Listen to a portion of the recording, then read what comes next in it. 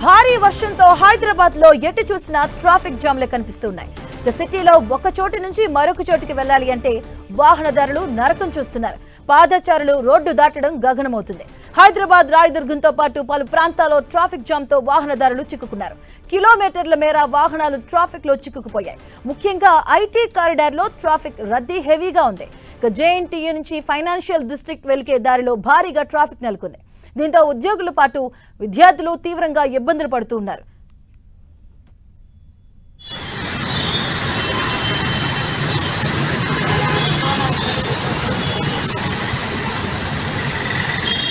ఈ అంశానికి సంబంధించిన పూర్తి అప్డేట్స్ మా కరెస్పాండెంట్ రాముడు అందిస్తారు. రాముడు.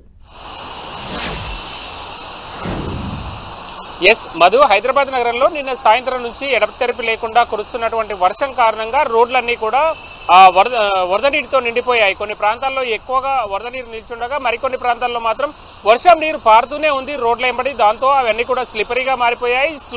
అంటే వాహన వేగం గంటకు 15-20 కిలోమీటర్ల వేగానికి పడిపోయినటువంటి పరిస్థితి. పెద్ద వాహనాలు మాత్రమే, బస్సులు కానీ లేదా పెద్ద కార్లు మాత్రమే వేగంగా ప్రయాణిస్తున్నాయి. దాంతో మనం చూడొచ్చు అనేక ప్రాంతాల్లో ట్రాఫిక్ సిగ్నల్స్ వద్ద ట్రాఫిక్ స్లోగా మూవ్ అవుతున్నటువంటి పరిస్థితిని మనం చూస్తున్నాం. ట్రాఫిక్ పోలీసులు ట్రాఫిక్ ను కంట్రోల్ చేస్తున్నటువంటి పరిస్థితి ఉంది.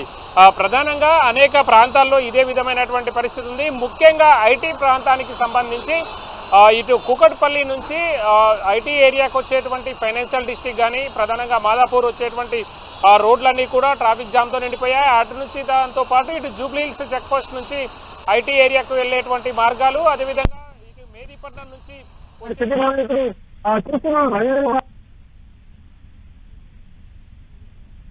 సెంటర్ వద్ద ఉన్నాం. ఇక్కడ కూడా చాలా స్లోగా ట్రాఫిక్ మూవ్ అవుతున్నటువంటి ట్రాఫిక్ రద్దీ పరిస్థితిని మనం చూడొచ్చు.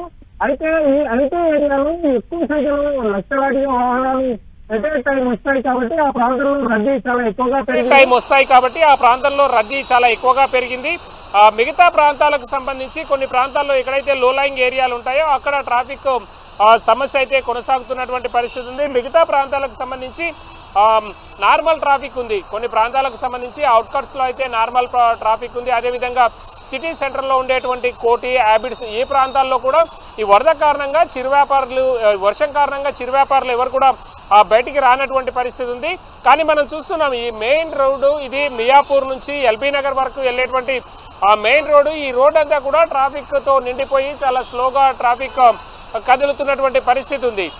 ఈ ట్రాఫిక్ సమస్యలు ఇంకా ఇదే విధంగా కొనసాగేటువంటి అవకాశం ఉంది. హైదరాబాద్ నగరంలో కొన్ని ప్రాంతాల్లో హెవీగా, మరికొన్ని ప్రాంతాల్లో జల్లులు అయితే వర్షం పడుతుంది. భారీగా వర్షం పడేటువంటి ప్రాంతాల్లో రోడ్లపైకి వరద నీరు వచ్చి నిలుస్తుంది. దాంతో కొంత ఇబ్బందికర పరిస్థితులు అయితే వస్తున్నటువంటి పరిస్థితి ఉంది. ప్రధానంగా హైదరాబాద్ నగరంలోని అనేక ప్రాంతాల్లో వర్షం కారణంగా రోడ్లపైన నీరు నిల్చుండడం కొంత ఇబ్బందికరంగా మారింది. నిన్నటి నుంచి పడుతున్నాయి కాబట్టి ఆ వరద నీరు కొంచెం వర్షం గట్టిగా వచ్చినా కూడా ఆ ప్రాంతాల్లో వరద నీరు రోడ్లపైకి వస్తుంది.